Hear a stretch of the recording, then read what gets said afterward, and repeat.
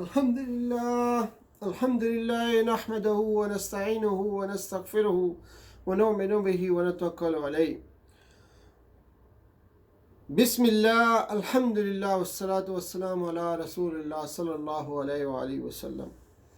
رب اشرح لي صدري ويسر لي أمري واحلل عقدة من لساني يفقهوا قولي. السلام علیکم ورحمۃ اللہ وبرکاتہ. آؤ قرآن سمجھیں اور کس طریقے سے سمجھیں کہ جس سے ہماری نماز بھی ٹھیک ہو جائے. تو اس سلسلے میں ایک چھوٹا سا ہم کورس دیکھتے ہیں. اس کورس میں نماز سے متعلق چند چیزیں ہوں گی اور چند ایک جو ہے گرامر کے پوائنٹس ہم دیکھیں گے. تو جزاک اللہ خیر جو آپ یہ ہمارا سلسلہ دیکھ رہے ہیں.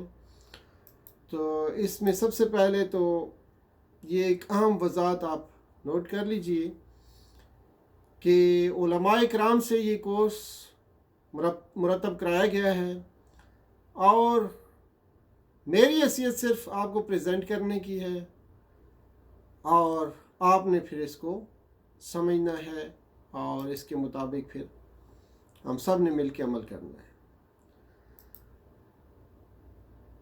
یہ ثابت کرنا کہ آپ کو یقین دلانا کہ قرآن کو سمجھنا آسان ہے، یہ اس کا ایک مقصد ہے کہ قرآن کو سمجھنا نہایت ہی آسان ہے. اور ہم دیکھیں گے کہ نماز کے ذریعے کیسے اس کو سمجھتے ہیں. قرآن سمجھنے کے لیے کیا چیز ضروری ہے. اس میں اگر آپ دیکھیں تو قرآن کے صفحات 600 صفحات ہیں اور 15 ہر صفحے پہ تقریباً 15 لائنیں ہوتی ہیں. پھر الفاظ ہر سطر میں، یہ اوسطاً بات ہو رہی ہے، 9 الفاظ ہیں اور ہر صفحے پر تقریباً 130 کے لگ بھگ اس طرح الفاظ تقریباً بن جاتے ہیں. کل الفاظ اس طرح دیکھیں تو تقریباً 78,000 الفاظ قرآن پاک کے بنتے ہیں. نبی اکرم صلی اللہ علیہ وسلم نے فرمایا کہ تم میں سے بہترین وہ ہے جو قرآن سیکھے اور سکھائے.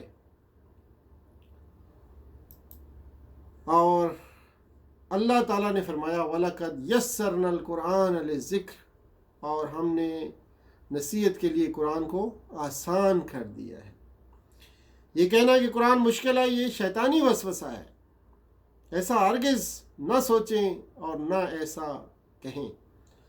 کیا اس طرح کی باتیں کر کے ہم ان لوگوں میں سے نہیں ہو جائیں گے جو قرآن کو جھٹلانے والے ہیں. استغفر اللہ.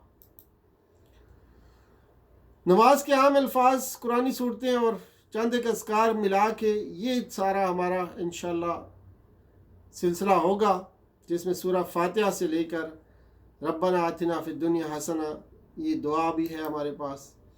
تو یہ ساری چیزیں ہیں اور استعمال کریں گے طریقہ ہم جس کو کہتے ہیں TPI کا طریقہ، ٹوٹل فزیکل انسٹرکشن، جس میں ہم اپنے ہاتھوں کا بھی استعمال کریں گے، اپنے دماغ کا بھی استعمال کریں گے، تمام صلاحیتوں کا اس میں انشاءاللہ استعمال ہوگا. اور یہ جو ہی ہم مکمل کریں گے تو تقریباً 50% الفاظ قرآن کے ہم جان چکے ہوں گے. کورس کے بعد عام دعاؤں اور گرامر پر ایک اور کورس ہے جس میں 70% الفاظ جو ہے ہم سیکھ جائیں گے.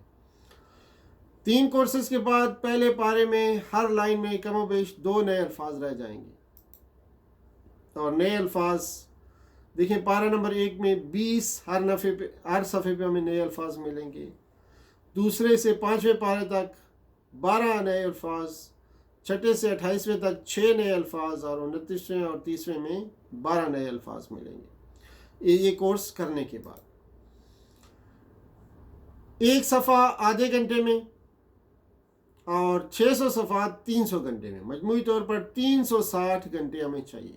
ہمیں اپنی زندگی کے 360 گھنٹے چاہیے. کیا یہ آسان ہے یا مشکل ہے؟ ہم کتنے گھنٹے روزگار میں لگاتے ہیں، کتنے گھنٹے پڑھائی میں ہم نے لگائے ہوں گے اور کتنے گھنٹے دوسرے کاموں میں لگائے ہوں گے. کیا ہم یہ 360 گھنٹے اس قرآن کے لیے نہیں دے سکتے؟ اگر ہم پلان بنانے میں ناکام ہوں تو ناکامی کا پلان بنا رہے ہوتے ہیں. If we fail to plan, we plan to fail.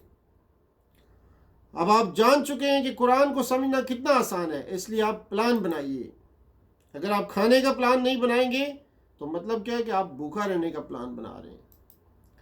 اگر آپ قرآن سیکھنے کے لیے 360 گھنٹے استعمال کرنے کا پلان نہ بنائیں تو اس سے واضح اس کا مطلب یہ ہے کہ آپ قرآن نہ سیکھنے کا پلان بنا رہے ہیں. یہ ثابت کرنا ہے کہ آپ کو یقین دلانا ہے کہ قرآن کو سمجھنا نہایت ہی آسان ہے. قرآن کو سمجھنے کا آسان طریقہ آپ کو سکھانا ہے. لفظی ترجمے سے TPI کے ذریعے سے 50% الفاظ سکھائے جائیں گے اس کورس میں. یہ آپ کو اسی سبق میں بعد میں آج ہی بتاؤں گا میں آپ کو.